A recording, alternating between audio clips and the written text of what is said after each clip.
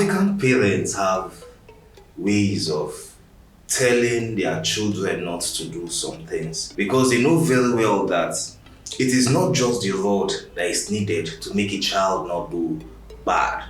And by bad, I mean go spoiled. So they come up with stories. Sometimes these stories are passed from generation to generation. So this is me telling you a story to keep you in a good path so you do not deviate to the left or to the right. Ade's mother warned Ade not to follow her to the farm. But Ade refused because he was tired of sitting alone in the house every time his mother goes out.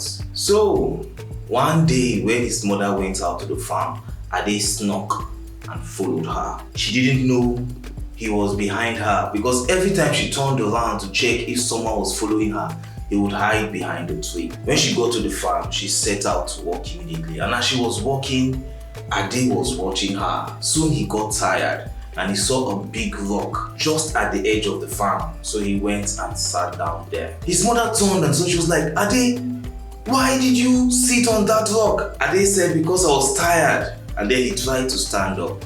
But unfortunately, he couldn't because his buttocks was gummed to the rock. Now it was time for the mother to go home, but she couldn't leave her son out there in the farm because the farm is located in the forest, and we know that the forest has all manners of wild animals.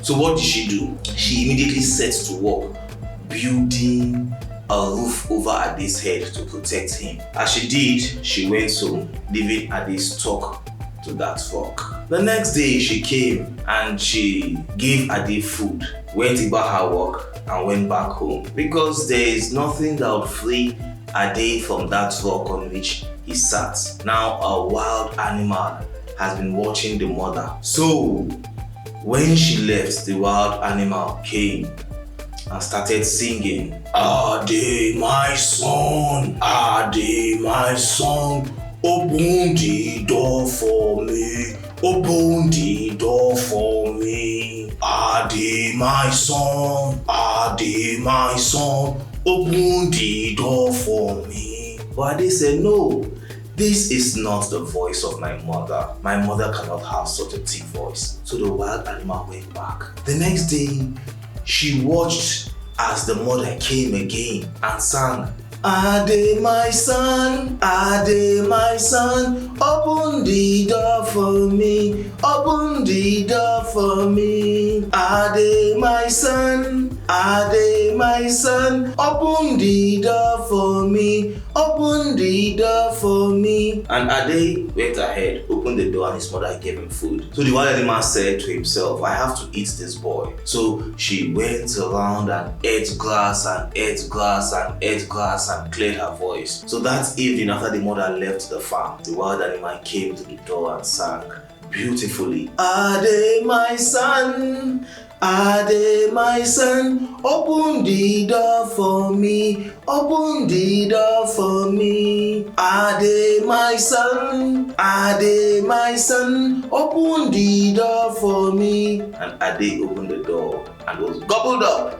by the wild beasts. Now, if this story happened, I do not know. But I was told, and guess what? I learned not to disobey my parents. Yes, I was a little bit, but I didn't disobey them because from that story, I learned the repercussion of disobeying direct instructions. And it kept me alright. My name is Joseph, and I hope you've learned a lesson from my story today.